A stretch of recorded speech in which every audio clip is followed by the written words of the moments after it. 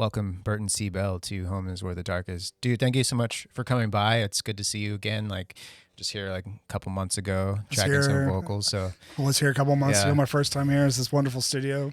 Thank you. Thanks for having me back, Alex. Of course, man. Yeah, it was great. Our first session together with Mark was really fun, and it was a pleasure to meet you then. And I'm grateful that you decided to come back and have a chat. So yeah, that session was really great. It came out a lot better than I expected. And it came out so well that I've started making plans around it. And we can't really say what it is right now, but it's for a tribute record that I'm going to really use it to launch my solo career for. Yeah, it's a perfect track, I think, for your vocal style too. Like it came out really good, so I'm excited for the. Yeah, man. Yeah. I was like totally rehearsing it for like a week before I came in here. What did I do? I booked time at AMP just by myself and brought my computer in and just like stood there and just went over and over and over again. Yeah. And I even had some help with like not translating, but for like dictation.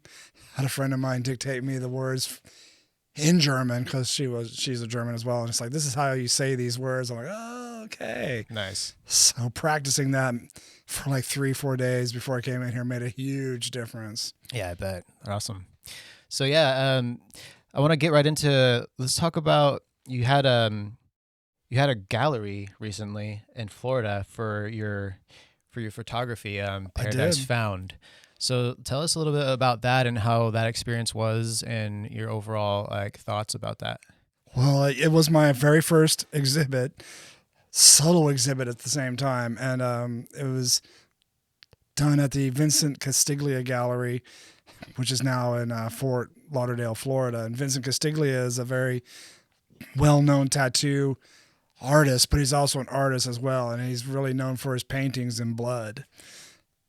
And you've probably seen his work before. His most famous work is probably the one that Gary Holt got for his guitar, the white guitar. Oh, yeah. It has the spiral in it. So that's Gary's blood that Vincent painted on the guitar. And so what he does, so whichever patron wants to consign Vince to do a piece for them, they discuss what they want. They discuss where it's going to be.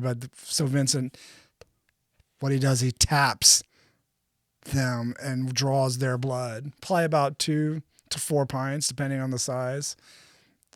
And that's what he paints with. He paints with their blood. That's super metal. It's very metal. And his artwork is very metal. But he is one of the few tattoo artists in the world that was like an acolyte of H.R. Giger. And Giger had Giger's blessing to do that style biomechanical tattoos and imagery. And so that's what his tattoos are. But his paintings are, it's like Joel Peter Whitkin kind of stuff, but in blood instead of photographs. It's very bizarre, but it's really cool looking and it's deep. And, he does a lot of things with alchemy and what do you call them? Seligs, formations and things like that. But the paintings are pretty incredible, and just check them out. But so he asked me, as a fan and a friend, he did the H.R. Giger retrospective at his gallery first, and then he asked me if I wanted to have a showing. I was like, hell yeah. The last time I saw him, before that, I showed him all the photographs that I had, right? And they're photographs I've had for a long time. I've been sitting on these photographs since like 2002, 2003.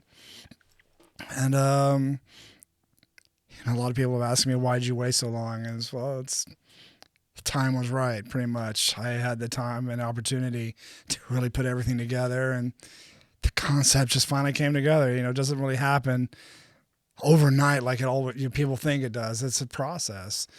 Yeah. Figuring out what you want to print it on, or figuring out the type of photographs that you want to show. And I didn't have a lot in this series, but it's a series that really struck me when I started working with it, and it just kind of it really kind of defined a whole period of my life. Really, it was pretty incredible. And it was a period of my life between when I left LA to go work in Pennsylvania, and just to get away and just start a new kind of thing. And so I was working on music with Ascension of the Watchers. I created the music I was writing later became Ascension of the Watchers. And so there's particularly 5 tracks that were being written during the time period I took these photographs. And I would stay in the studio all night long, and then I'd drive back through the country roads, and I would just go through fog and just go over the river. And I'm just like, I got to get out and take pictures. And I wanted to take pictures in the fog because it's something I've always been interested in. But prior to that, I was always taking black and white shots. I've had the same camera since 1982. It's a Canon A1. So it's analog 35 millimeter film. But I scored this really incredible lens that really gives it this not fisheye look, but it's like a very cinematic. It really extends the whole portrait and extends the whole picture, where you see everything, and it really looks beautiful. And the best part about it is, when I was doing a series of my black and white photos, I realized that the lower you are to, like, closer to the ground you are, the better the shot is. I noticed that right away about a lot of those pictures, because it seems like the perspective of it was very unique to me. So I was like, it did seem like what you just said, like you're getting in a little bit like stranger positions to get those shots, right? Absolutely. So, yeah. I was literally on my belly for most of those shots, in the cold, wet dampness of Pennsylvania fall and winter. So it was interesting. I had to bundle up, and I was always like soaked. Seems like it, but it was the angle that I learned from watching, what was that movie?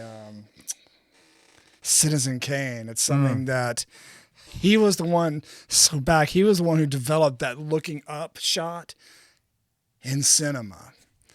Orson Welles.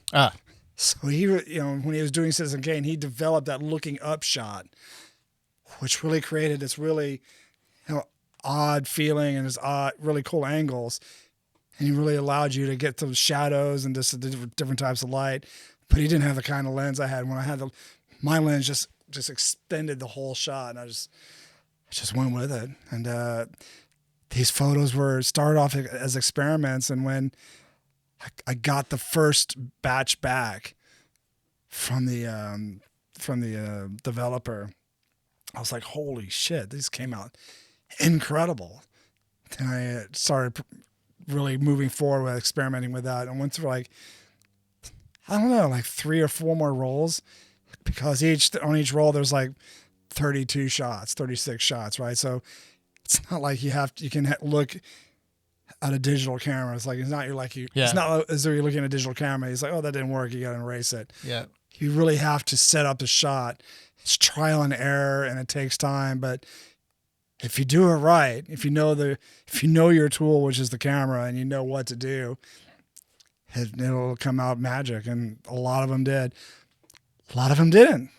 But most of them did. And I was really happy about that. There's still some images that I could still use. I'm curious about where the inspiration comes for your visual aesthetic, like with the industrial, like post-apocalyptic, like that kind of stuff. Like, do you think is that from like your experience watching films, or your experience with like music with Fear Factory, or was that before all that? Like, where do you feel that aesthetic, like that desire for that aesthetic comes from? That aesthetic really came early on, before Fear Factory. My love for films, especially sci-fi, the cinematography of sci-fi films, and not all sci-fi films, but a lot of films, especially when it comes to landscapes and just images of just like broken down factories, disused factories, abandoned factories. It just really struck with me my whole life. And I didn't start experimenting until I was, one time I was in New York, and just checking out a bunch of galleries during this time period. It was in the Chelsea area, and I came across this gallery that was showing the works of Todd Hito. And it was just gigantic photographs done in not silver gelatin, but they were on some type of high-end print. These images were huge. They were like, more than 40 by 60 centimeters or inches. They're more than that. Some were just like long, short but long, and some were like as big as the wall. It was really incredible. Damn. But these images were just like taken at night and like not dense fog, but just like foggy areas. But it was just of neighborhoods and stuff like that. I was like, okay, that's cool. I like that aesthetic of just like experimenting with that. And so I wanted to do that at the same time. I wanted to try it. Hell yeah. And so because of that, I moved forward with my own aesthetic of, okay, I'm in this town called Milton, Pennsylvania, and there's so much beauty around here. Not just like the river and not just like the old abandoned factories, but just like, it's a beautiful area landscape. It's just a lot of trees, a lot of mountains and hills, a lot of crows. It was just, it was my kind of place. It was just a beautiful place. So it was just one of those times I was that time period was a real period of introspection for me. When you take inspiration for your music and photography, like, I guess more of a music question, like where do you find your inspiration when you're songwriting? Is it from film? Is it from life experiences, or what? Is it all different, like depending on the song? Like, what do you find the main inspiration from? Well, I have to first of all, I have to feel the song. If I'm not feeling the song, I'm not going to be inspired. And that's happened a lot. Sometimes you just got to force yourself. But lyrically, when it comes to inspiration, I write from the heart. I write from what I'm actually feeling, what I'm thinking about, to be it like social commentary. Stick away from the political commentary because it's just, I don't want to I do that on purpose, but socially saying things that everyone can agree on that is completely wrong, that is something I can get behind. And, for me, it's just how we deal with life and experiences and what I see. Sometimes it's something simple, like, for instance, go way back, like song like Scum Grief. Fear Factory, off the first record of Fear Factory, Soul New Machine. And Scum Grief, I can't remember where I got the title. I think it's a Bukowski title. It might be a Bukowski title of something. But Dino and I had these roommates that we were really good friends with. There was these two girls that we were all sharing this one small apartment with because we've known these people and just helping out. But one of them was just like it was a junkie, so sad. And I really liked her, but it was just, she had issues. And I was just like, this is sad. And just watching her deteriorate and what she did to herself. And so songs like that, that's inspiration right there. Or like a song like Corporate Cloning off of Archetype, where it's all about, it was my stab at American Idol. And a lot of corporate bands that we all know about that seem to do well, but there's just garbage. It's like, really? Like, that band makes it popular, but mine doesn't? What the fuck? Totally. Yeah. I don't know. I'm not naming names. I think we can all think of quite a few, but yeah, I love that. I mean, I like what you said about how you're not political in your lyrics, because I've never really been into, like, there's bands that have political lyrics that I like, but I personally feel the same way because I like lyrics that are timeless, like right. Politics are absolutely on. It's songs that anyone can relate to at any time, maybe at any human can relate to at any time, at any point. Exactly. Yeah, that's all I like to do. You make it timeless. Yeah. And there's songs like, there's a song like off of Digimortal, Invisible Wounds, Dark Bodies. That is actually about imagining I had a dream about being in the womb with my twin brother. And so sometimes they're dreams. And you know, I don't know if everyone knows this, but I have a twin brother. We're fraternal, which means we're not identical. We look alike, but we're not identical. But this is like, it tells a story of what I thought, what I saw in my dream, that we're two dark bodies floating in this darkness. And it just kind of put it all together.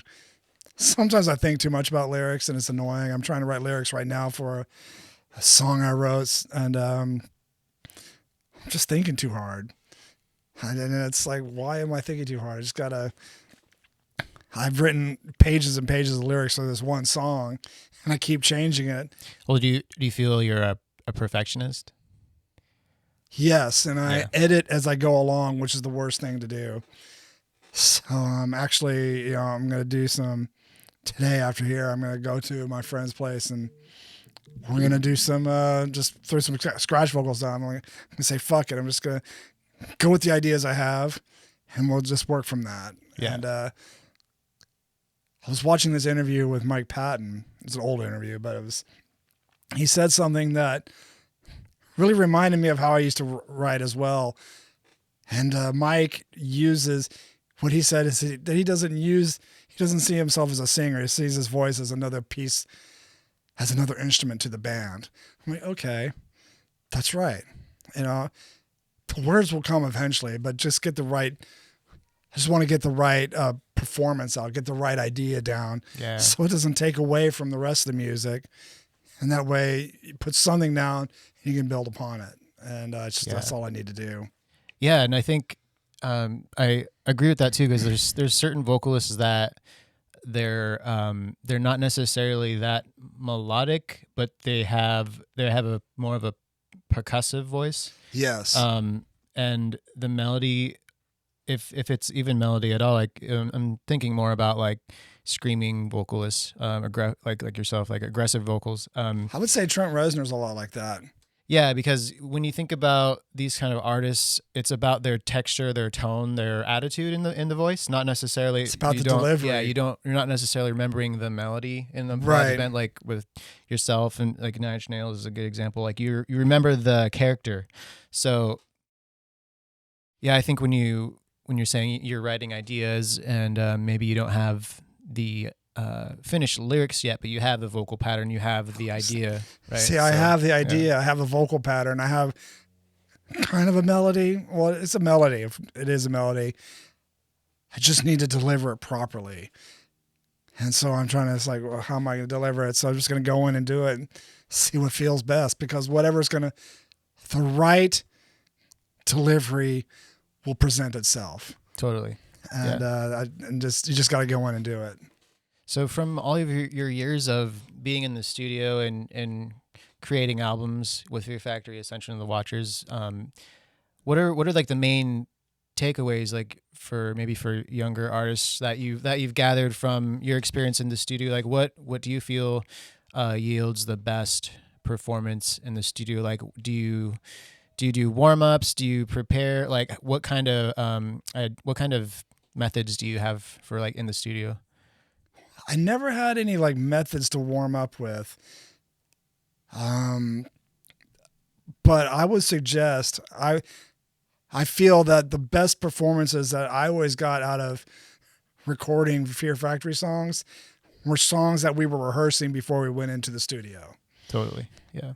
That way you know what you're doing, you're comfortable with it, and there's no question. Of course, there's always room for change. But when you're rehearsing together as a band, you get tight. You're ready to go. You can really go in, lay it down, and then once you have it all solid down, then you can make some changes or additions or whatever. But I would suggest just knowing the song before you go in, because that's the best performance you're gonna have. Yeah, the most believable performance you'll ever get. Totally. Yeah, but warming up, I mean, people have their warm-ups. I do breathing exercises, or I don't really do vocal exercises because I just I warm up by actually just singing the song, like going through it. And that way I just get my chops up and just get into it. I remember I took a couple. I visited a couple vocal coaches before. Later on, like around 2014, 2015, and I realized the first vocal coach I went to was trying to teach me how I voice sung to begin with, but in a different way. And I found like, wait, this is not working for me. I just got to remember how I used to do it, because this person's trying to teach people sing like me, but I never tried to have vocal lessons that just accidentally came out this way. Me trying to emulate my own heroes, my own favorite artists, and it's just like, this is how it comes out. And it comes out by rehearsing, jamming with your band, just practicing and just doing the songs. And you just do the songs over and over again until it's right. Did you find that when you first started singing, like with Fear Factory, did you find your vocal style like quickly and naturally, or is it something that you kind of refined over time, or did you just have it right away? Like because your vocal style is very distinct. Like you can immediately tell it's you because you have your very unique vocal tone. So did that come quickly and naturally, or is that something you refined over time? Oh, I definitely refined it over time, because when I started singing in bands, like in LA, when I first moved to LA, I wasn't really focused on singing in general. I was just trying to get it out there, and I was trying to find myself, trying to find my voice. And when Fear Factory started, I mean, I had a voice that Dino liked, and he was like, he was like, hey, let's move forward with this. I'm like, okay, let's do this. And when you have a band everyone's serious to make something happen, then you're able to work as much as possible, rehearsing, going to the studio, making parts happen. But for me, it took a while to develop my style. Even like on the first record with the mixture of, the singing and the heavy parts. When I was singing, it was more like someone said it was crooning, but I was emulating Justin Broderick from Godflesh. So I was doing more of like a Gregorian moan kind of thing, but I was able to do a little bit more melody to it. But it wasn't until we recorded that record, and then it was actually touring, and started writing more songs in the studio, and playing these songs live, but just touring with other bands and just developing my live voice to work with the heavy and the clean. That's when it really started developing, and I think it all coalesced together in the recording of Demanufacture. And I really found my voice it wasn't like a death metal growl anymore. It was a hardcore delivery, but a heavy delivery. But and my singing developed my clean voice actually developed into singing. And I think that's when my voice really finally like came together. When you started to get on these bigger tours and things started to really pick up, like, did you notice any kind of, like, was there a struggle, like going, because I know it's different for every vocalist, especially metal vocalists, where you're doing a lot of intense projecting, for an hour plus a night. So was there any kind of special techniques that you learned over time to help preserve your voice, or were you pretty good about that from the get-go, or was that a learning process as well? That was a learning process. The best advice I got early on was breathing exercises, where you train your diaphragm to do all the work rather than your throat. Yeah. I mean, obviously, breathing is difficult live, especially back then. We weren't playing to a click track. And of course, every song we played was sped up like 25% faster. So you're like trying to breathe between these songs, and everything is already faster. I'm like, oh my fuck, how am I going to make this happen? Why do you think that? I mean, that's very common. Why do you think that is? Is you think the bands get excited like when they're playing? And absolutely, the energy, live energy. It's frenetic, know. And once you see the fans going off, it just makes it even faster. obviously the drums were doing it from I don't know why the drummer, I mean, he was so far away from the stage a lot of times. I think Raymond just wanted to get off stage and eat, really. Just wanted it to be done. Just wanted to be done. Funny. But I don't know. It's just one of those, you feel the energy of the crowd. You just start playing fast. Yeah. So do you have any like wild, like touring stories or anything that a couple that maybe like stick out in your mind that are just wild experiences on tour? Oh, I got a few. Yeah. I don't know. First thing I thought of for some reason, I was being electrocuted on stage. Oh no. Like severely, not like deathly, but Stop the show. It did stop the show. It was in, where was it? It was in Luxembourg. But we were on stage and we were headlining, and I think something about the wiring was all wrong, because immediately I could feel like something wrong with the microphone. And we went through most of the set. I can't remember what we were doing, but one of the songs, I got it too close to my mouth. My mouth was all wet. And it was like, when the microphone touched my mouth, my lips, I see this like, it's like bright blue light.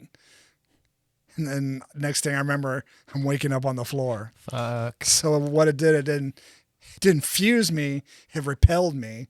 Like it hit me like a truck. And it sent me flying backwards. And they had to stop the show, and they woke me up, and I was like white as a sheet. Oh no! And I'm like, I'm done. And I walked off stage. What do you remember? Like about what year that was? It was about 2005. Okay. Damn. Did you have after like side effects from that, or were you able to like get on the next show the next day? I didn't have any side effects. Okay. But I was sore. My whole body, just like, it felt like I was just like been put through the ringer kind of thing. Damn. But yeah, there's tons of stories. We toured with a lot of bands. Did a lot of festivals, which was a lot of fun. One thing in particular, this reminds me of something, but because it's something I'm working on for Z2 Publishing. But there's this band, everyone's heard of Typo Negative, and this was like 1996, 97, probably 96. And we're playing what are we playing? We're playing the Dynamo Festival in Eindhoven. And Typo Negative's huge right now. They're blowing up. And we played earlier in the day, and Typo Negative had like the like golden slot where the sun's setting, and it just looks amazing. And so I was watching Typo Negative on stage, but before I went to go see Typo Negative, I dropped some acid.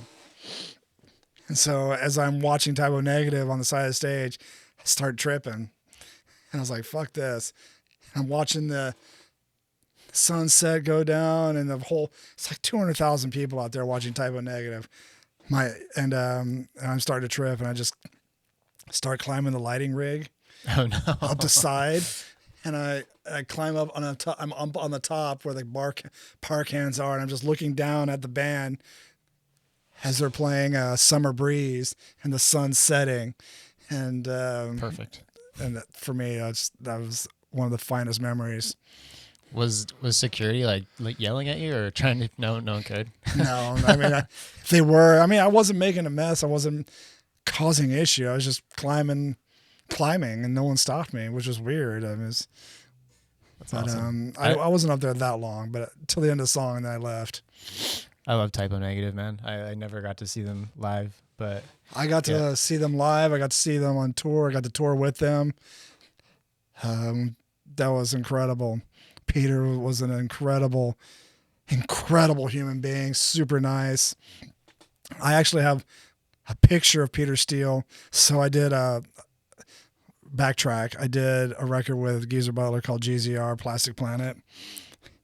And we did, before we started a tour, we were opening up for Life of Agony and Korn. And we did our own headlining show at the Limelight in New York. And Peter Steele was at the show. And afterwards, he's hanging out backstage because obviously he's a bass player. He was a bass player, and Geezer Butler's a bass player. Is one of his favorite bass players, and he loves Sabbath. So he and Geezer were talking, and he was having a great time. And it's like, yeah, okay, everyone, let's have a big group photo. And we're like all standing there, and Peter's standing next to Geezer, and Geezer's like, do you really have to stand next to me?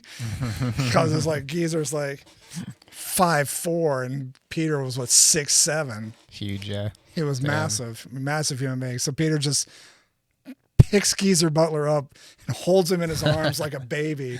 And I have that picture somewhere Love it. in my collection. I just got to find it. Did you develop a friendship with him, or was it just like a kind of like a show, like an acquaintance, or with Peter? Yeah. We had a mutual respect for each other, and I would say we were friends. Yeah. And we didn't go hang out together all the time, but we definitely chatted and talked once in a while whenever we saw each other, and he was just a really cool dude.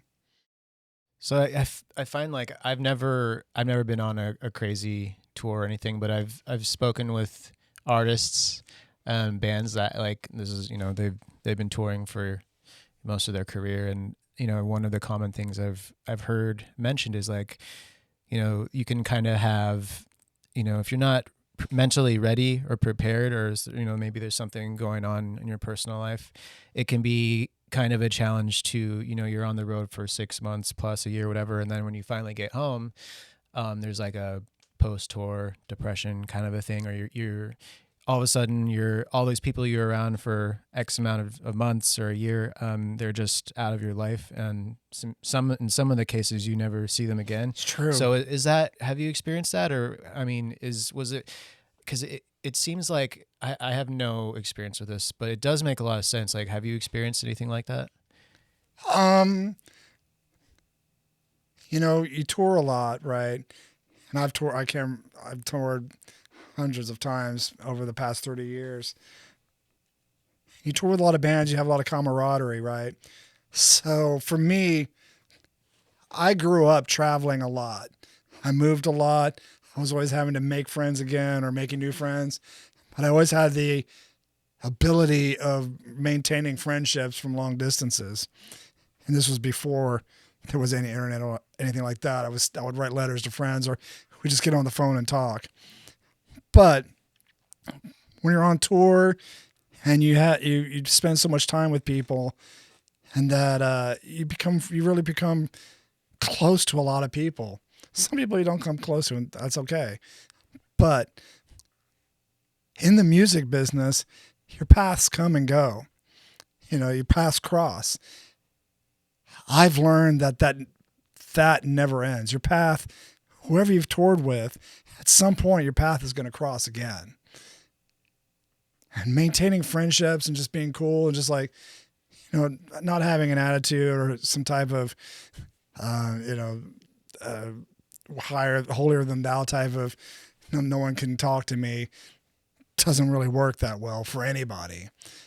But I learned that, you know, I'm going to see these people again, you know, either on tour, at a show, at a festival, what have you. I'm going to see these people again. And so they really never leave your life.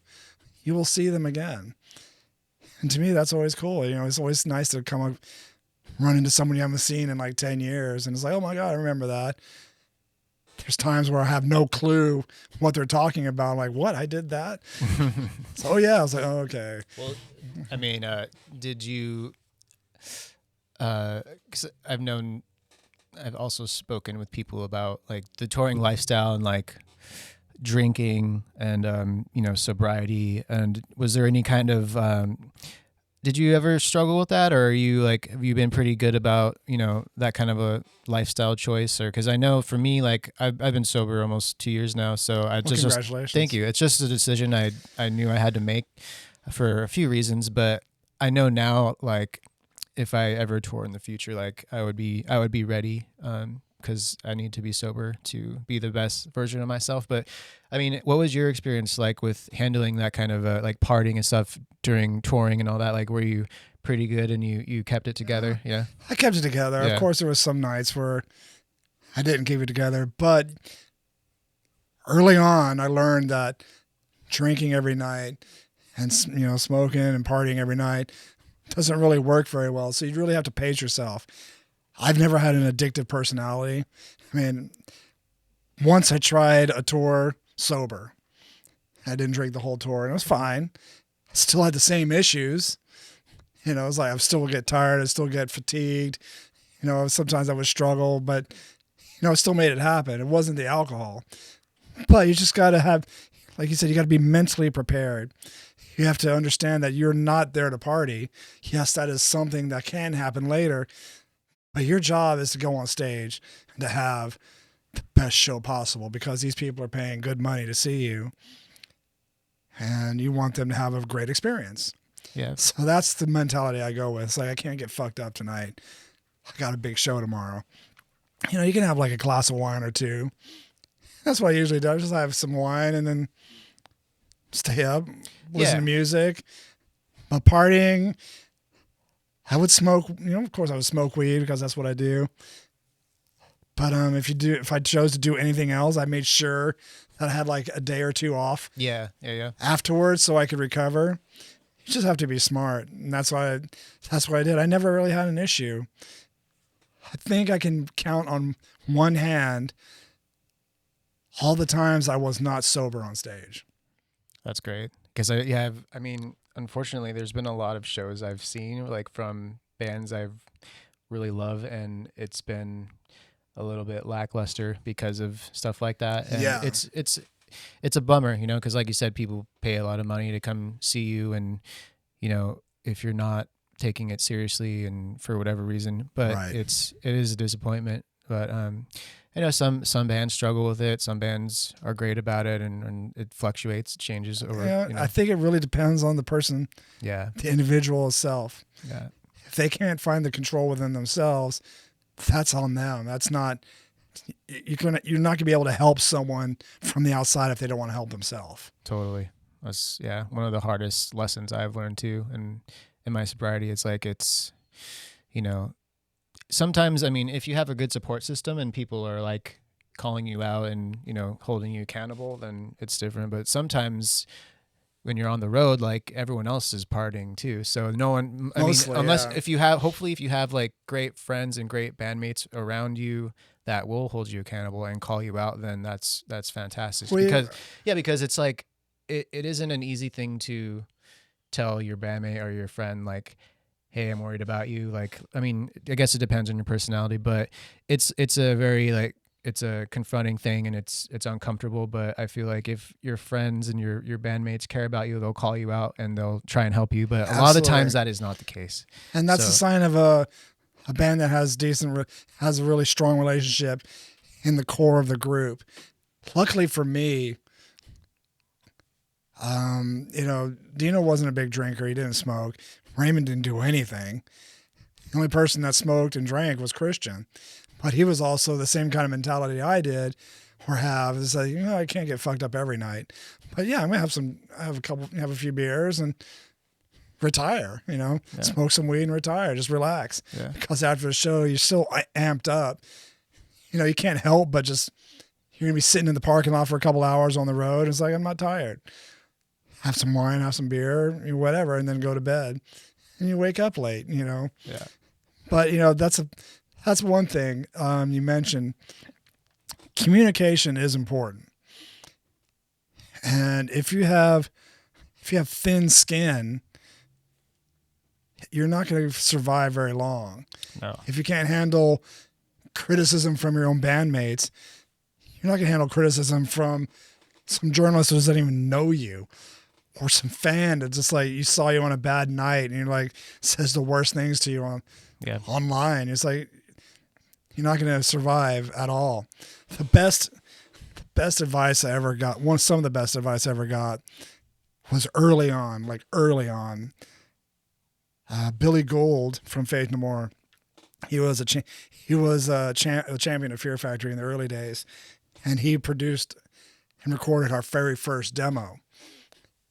And so we became really close and talked to him a lot. And he mentioned to me one time, it's like, here's the advice I give you: never read your own press, bad or good. That's great advice. The bad press will depress you, and the good press will go to your head. So I was like, I'll take it in mind, because he goes, all in all, that is just one person's opinion. Yeah. And it doesn't really mean anything to you. If you put any credence to it, it doesn't mean anything. If you don't put any weight to it, it doesn't mean anything. Just realize that's just one person's opinion. Yeah. And so I took that to heart a long time ago, and I still hold that to heart. I was like, I don't read press. You know, a lot of people ask me, did you read the interview? I'm like, no. You know, people ask me if you watch this, I'm like, probably not. I'll probably watch a little bit of it, but I pretty much know what I said. Yeah. As an interviewer, I'm not going to say, as an interviewee, I'm not going to say anything that I can't back up. You know, I'm going to say everything that I will, and if I don't want to say something, I won't. It's just straight. I will tell someone straight up, nope, I'm not going to answer that. I like what you said about, you know, if you have thin skin, especially if you want to be in the music industry, like you're not going to last very long. And I've seen a lot of friends and people, like, they're very, very talented and they're passionate, but they just don't have that, like, they don't have thick skin, and they take everything so personally. And it's kind of sad, because like I've known a lot of talented people that I met through music school or through other musical circles that, you know, maybe they tried really hard for a couple years and they, you know, accomplished some things, but then it got in their head too much, and they just a constant rejection, because that's another thing. If you can't handle rejection, then don't do the music industry, because it's just like, absolutely, you know, it might go 10, 15 years without having anything awesome happen, and you have to survive the whole time and keep going and have a positive attitude. So I know it's hard, you know, being an artist. I mean, you're sensitive already in some respects, but you got to really build up an armory to protect yourself from just like other people's opinions. Yeah. And yeah, you're going to be rejected. Every show is not going to be good, but you just understand what you've done, and you're just like, okay, I'll do better. Totally. And that's all anyone ever asks of anyone. Just do your best. Yeah. And I know you could relate to this too, but it's like you notice the people that have had great careers and that are still, you know, doing what they love in music. They're the people that have, you know, never given up, like, through all the bad times, you know what I mean? Right. So I think that's one of the most important things, is to just don't stop. Persevere. Yeah. I mean, this is, for me, you know, I've had a lot of incredible ups in my career, a lot of incredible high points. I've had some devastatingly low points. But for me, this is all I want to do. You know, I consider myself an artist, multifaceted, but first and foremost, I'm a musician, I'm a singer. So I want to keep continuing that. I love performing on stage. I love being out in front of the crowd. I love the energy of the audience, and I miss it completely. And I am making plans, and I'm making steps to get back on stage. So you said you've had a lot of high points in your career, and I'm curious, what was the major turning point for you, like your first high point in your career that changed your life forever? Because I know every musician has this moment. So what was that for you? Wow. For me, the first thing that came to mind, I mean, obviously getting signed to Roadrunner was a high point, but, you know, signing a contract in a lawyer's office doesn't really seem that exciting. And it really wasn't, but it was a high point. But the first thing I thought about was a particular show we did, Fear Factory, in 1998, 99, the Obsolete Tour. And Cars was blowing up everywhere. It was doing really well. I think it was 99 because we headlined the Roseland in New York, which doesn't exist anymore. But it's this big ballroom, holds like 3,000 people. We headlined the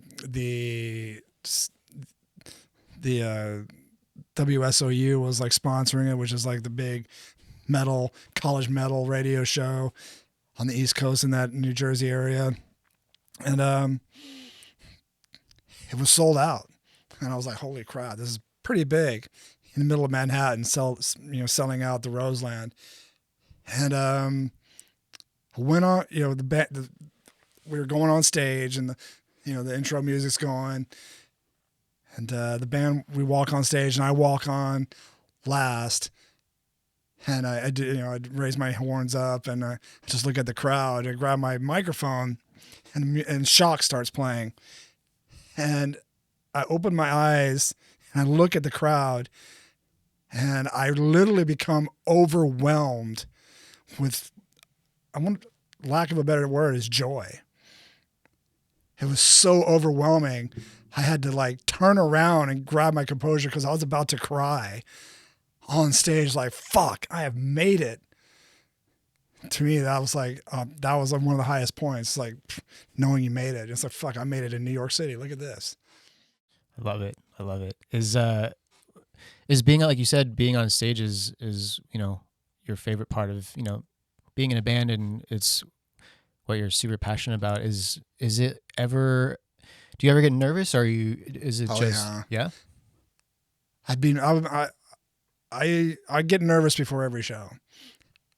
It used to be really bad. Like I used to get nervous so bad that I'd have to puke. I'd be puking almost like every night. That's why I stopped eating. I couldn't eat 4 hours before a show. Yeah. It's like I can't, your dinner's at 7. I'm like, we're going on stage in 2 hours. How am I going to eat? Yeah. So I always had to eat earlier. That way I wouldn't puke, but I had to eat something. But yeah, I still get nervous. It's you're going on stage, you're opening yourself up. I wear my heart on my sleeve and I belt it out as I sing. And I mean, there's still some songs I will sing live that really bring back every memory I was thinking about while writing those lyrics. And sometimes it gets emotional. And I know it's hard to explain, but it's like, no, I totally get you because it gets emotional, but it brings you back to the time when you're writing that song and you recall why you wrote it and what it's about, and it literally like transports you back to that moment. And I totally get that. So if a song's about a breakup or someone that you lost, a girl, it's someone close, it could totally it could be a challenging time during that song on stage because you're remembering all those things. So I still get nervous. Yeah, don't puke anymore, but I think if you don't get nervous, that's when you should be worried, because then you're jaded. It means you don't care. I think that I get nervous because I care, because I love what I do. And I was like, oh my God, it's just the jitters. You're just excited, the butterflies. And I can't explain it, but once the music starts and I step on that stage, it's like my game face is on. It's like I am in the zone. I become Burton C. Bell. I become that dry lung vocal martyr on stage. And it's like, boom, let's do this. Fuck yeah, man. So before we wrap it up, I have this is like the themed question for the podcast. And I wanted to know what was maybe one of the darkest points in your life, and what did you do to overcome that, and how did it bring you to yourself today in this present moment? One of the darkest points in my life? Yeah, and how did you... Outside of music or... Anything, something that... Any dark point in your life, and how did you overcome that and become the person you are today?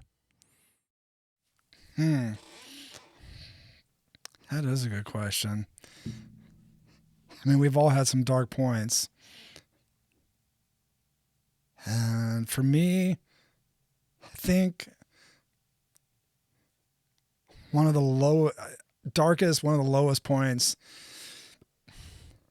I've had in a long time. It was not too long ago, and maybe close to 10 years ago. It's just,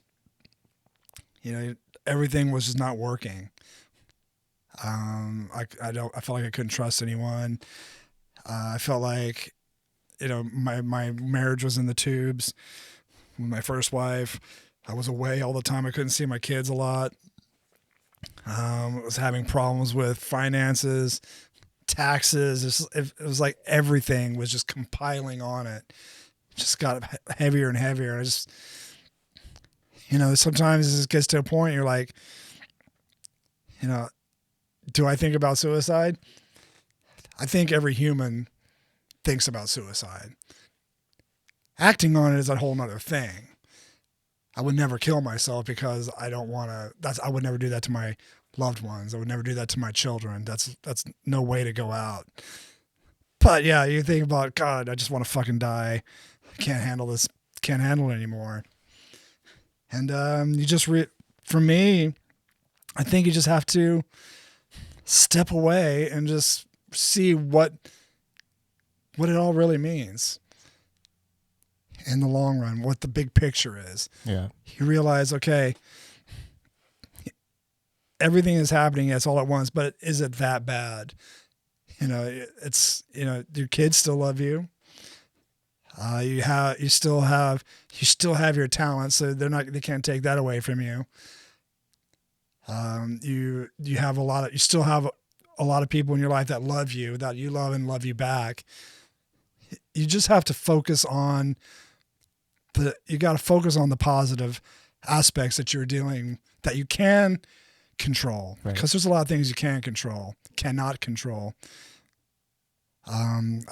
There's this one Willie Nelson song I always think about. And there's a line in it that says, don't spend too much time on the bad times. Their staggering memory will be heavy as lead on your mind. Just think about the good times. They're smaller in number and easier to recall. So it's simple lyric, but it makes so much sense. Yeah. That whatever is bringing you down, one, is temporary, and two, you just gotta spin it. It's like, okay, I can't think about the negative. You can't because if you think about the negative and the stress, that is literally a toxin in your body. Stress releases toxins and it will kill you. It's a slow death. And if you don't take care of that negativity, that is literally psychological suicide for yourself and physical suicide. You're going to kill yourself by focusing on stress and negativity. Yeah. I mean, a lot of people, stress can give you cancer. It can, create all kinds of terrible issues. So it's a real thing. So true, man. Well, first of all, thank you for sharing that, being vulnerable there and sharing that. I know a lot of people will be able to relate to that. And I hope so. I relate to a lot of what you said.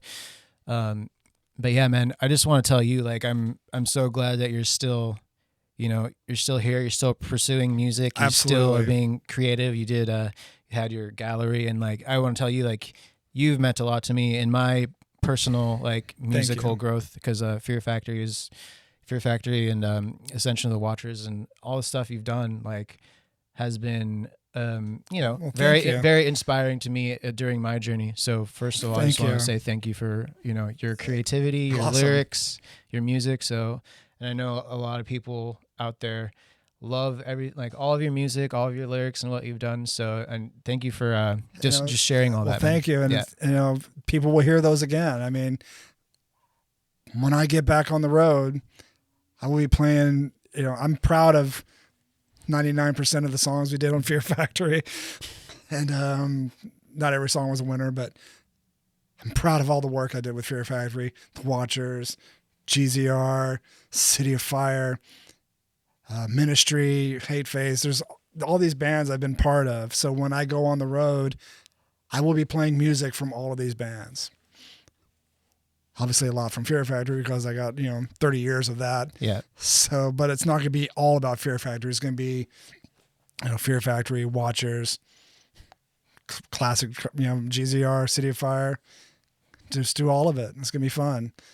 and jamming with some guys right now, and we're working on it and making those steps to make that happen. Awesome, man. Well, man, thank you so much for coming by and having the conversation and sharing like so much great information about what you've been up to and your past and your career. So thank you so much. And it's not much, but yeah, what you shared is great, and I know everyone's gonna really enjoy hearing what you had to say. My mantra has been 2023 is the year of BCB. Right on, man. And anything you'd like to plug for the listeners? I don't have much merch, but it's burtoncbell.com, and I have copies of the first EP that I released independently with the Watchers.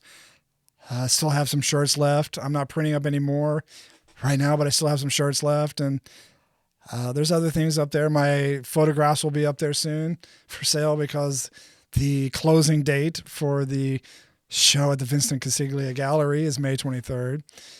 Unfortunately, I won't be able to go, but hopefully if you're in the Fort Lauderdale area, go and look at some beautiful pictures. Everyone go check out burtoncbell.com, grab some merch, and thanks again, man. Appreciate you. Thank you for having me in your awesome studio, Alex. Thank you.